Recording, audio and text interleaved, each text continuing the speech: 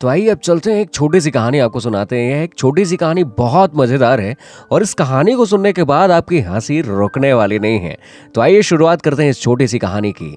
एक बार की बात है, एक राजा के राज्य में बहुत बंदर रहते थे और वह राजा का राज्य बहुत ही ज्यादा बंदरों से परेशान था। एक बार की बात है, उस राजा के किले के अंदर एक पेड़ था जिसमें ढेर सारे बंदर बैठे रहते थे और वो बंदर इधर उधर कूदते रहते थे, बहुत हरकतें करते रहते थे। तभी एक दिन की बात है, उस राजा का वैद उस पेड़ के नीचे बैठा हुआ था और जब वह पेड़ के नीचे बैठा हुआ था तभी एक बंदर ने शरारत की और उसने उस पेड़ में लगे हुए एक सड़े से फल को तोड़ा और उस सड़े से फल को तोड़कर सीधा उस वैद के सर पर मारा। जैसे ही उसके सर पर लगा वह फल चारों ओर बिखर गया, उसके कपड़े गंदे हो गए, उसके सिर में चोट भी लग गई। और जब वह वैद ने ऊपर देखा तो वो बंदर बैठा हुआ था और उसे चिढ़ा रहा था। तभी दूसरा जो शरारती बंदर था उसने एक और फल तोड़ा और सीधा उसके मुंह पे फेंका। जैसे उसके मुंह पे फेंका, अब वो जो वैद था काफी क्रोधित हो गया, काफी गुस्से से भर गया और उसके बाद उस वैद ने उस बंदर को चेतावनी दी कि अब मैं तुम्हें सबक सिखाऊंगा। तब जितने भी बंदर उस पेड़ पर बैठे हुए थे वो उस वैद को दांत किटकिटाते हुए उसे चढ़ाने लगे। और उसके बाद जब यह बात उन बंदरों के सरदार को पता चली तो वह काफी नाराज हुआ। उसने कहा कि तुम लोगों ने उस वैद के साथ सही नहीं किया है। अब एक ही बात है कि अब हम सभी इस पेड़ को तुरंत छोड़ दें, वरना हम सभी के लिए अच्छा नहीं होगा। वो वैद हम सभी के लिए घातक हो सकता है। तभी जितने भी बंदर थे अपने सरदार की बात मानकर वो उस पेड़ को छोड़कर दूसरी जगह निकल गए। लेकिन वो जो बहुत शरारती बंदर थे वो कुछ वहीं ही रुक गए और अपने सरदार की बात उन्होंने नहीं मानी।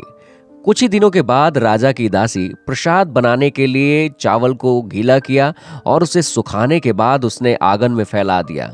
तभी एक बकरा आता है और उस चावल को खाने लगता है और जैसे ही उस दासी ने देखा कि वह बकरा उस चावल को खा रहा है, उसने चूल्हे से जलती हुई एक लकड़ी फेंक कर उस बकरे को मारी और उस बकरे के बाल जलने लगे और बकरा दौड़ता दौड़ता घोड़े के अस्तबल पर जा पहुंचा।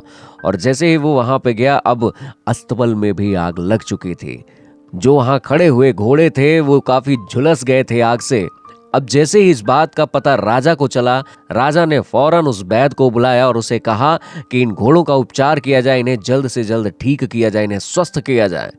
तब वैद ने कहा कि महाराज, इन घोड़ों के जख्म काफी गहरे हैं और इन्हें अगर जल्द ठीक करना है तो सिर्फ इसका एक ही उपाय है। तब राजा ने फौरन उस वैद से पूछा कि बताओ उसके लिए क्या उपाय है, क्या कर सकते हैं हम।